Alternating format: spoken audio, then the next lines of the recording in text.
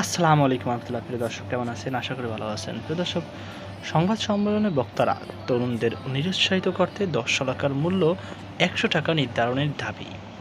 চলুন আমার দেশের প্রতিবেদনের মাধ্যমে জেনে নিই। প্রিয় দর্শক, আসন্ন অর্থবছরে বাজেট পণ্যের দাম কার্যকরভাবে বাড়ানোর দাবি জানিয়েছেন স্বাধীনতা পদকপ্রাপ্ত ছাত্র সংগঠন সন্ধানী। সংগঠনটি প্রস্তাব করেছে নিম্ন ও মধ্যম স্তরের সিগারেট একীভূত করে ১০ টাকার প্রতি প্যাকেটের মূল্য ১০০ টাকা নির্ধারণ এবং প্রতি প্যাকেট ৪ টাকা সুনির্দিষ্ট কর আরোপ করতে হবে। একই সঙ্গে উচ্চ ও প্রিমিয়াম স্তরে সিগারেটের ১০ টাকার প্যাকেটের মূল্য যথাক্রমে ১৫০ টাকা ও ২০০ টাকা নির্ধারণের প্রস্তাব করা হয়েছে।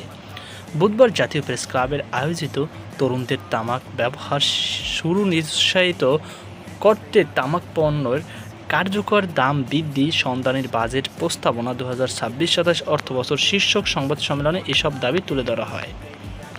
National heart foundation of Bangladesh এর কারিগরি সহায়তায় এই সংবাদ সম্মেলনের আয়োজন করে সন্ধানী কেন্দ্রীয় পরিষদ। সংবাদ সম্মেলনে স্বাগত বক্তব্য দেন সন্ধানী পরিষদের উপদেষ্টা ডাক্তার ওমায়রা জামিল হিম। মূল বক্তব্য উপস্থাপনা করেন ডক্টর মোকাররবিন হক নিবিড়, সন্ধানী কেন্দ্রীয় পরিষদের সাধারণ সম্পাদক এবং শহীদ সোহরাওয়ার্দী মেডিকেল কলেজ ও হাসপাতালের ইন্টার্ন চিকিৎসক ডক্টর সাদিকুর রহমান। ইফতারের সভাপতিত্বে আলোচক হিসাবে উপস্থিত ছিলেন জনস্বাস্থ্যবিদ ডক্টর মুশতাক হোসেন এবং ন্যাশনাল হার্ট ফাউন্ডেশনের হাসপাতাল অ্যান্ড রিসার্চ ইনস্টিটিউটের রোগতত্ত্ব ও গবেষণা বিভাগীয় প্রধান অধ্যাপক ডক্টর সোহেল রেজা চৌধুরী। মূল বক্তব্য বলা হয়, দক্ষিণ এশিয়ার দেশগুলোর মধ্যে বাংলাদেশ তামাক ব্যবহারের হার সবচেয়ে বেশি ৩৫.৩%। বর্তমানে দেশে প্রায় ৩,৭৮,০০,০০০ প্রাপ্তবয়স্ক মানুষ তামাক ব্যবহার করেন এবং ১৩ থেকে ১৫ বছর বয়সী কিশোর-কিশোরীদের মধ্যেও তামাক ব্যবহারের হার উদ্বেগজনকভাবে বাড়ছে।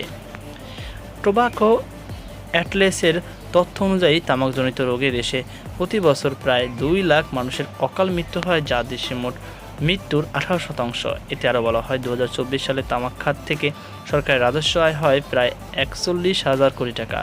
বিপরীতে তামাক ব্যবহার ও উৎপাদনের কারণে স্বাস্থ্য পরিবেশ ক্ষতির পরিমাণ প্রায় ৮৭,০০০ কোটি টাকা, অর্থাৎ রাজস্ব আয়ের তুলনায় ক্ষতির পরিমাণ দ্বিগুণ। মূল বক্তব্যে আরও উল্লেখ করা হয়, ২০২১ থেকে ২৩ সালের মধ্যে আটা, ডিম ও গুঁড়া দুধসহ বিভিন্ন নিত্য প্রয়োজনীয় পণ্যের দাম ৩০ থেকে প্রায় ৭৬% পর্যন্ত বৃদ্ধি হলেও তামাক পণ্যের দাম তুলনামূলকভাবে অনেক কমেছে।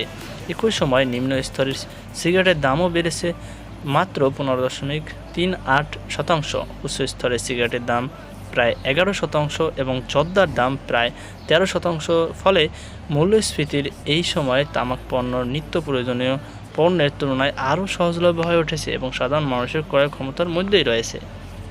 তো প্রিয় দর্শক, এই ছিল আমাদের সর্বশেষ আপডেট। সকল আল্লাহ হাফেজ।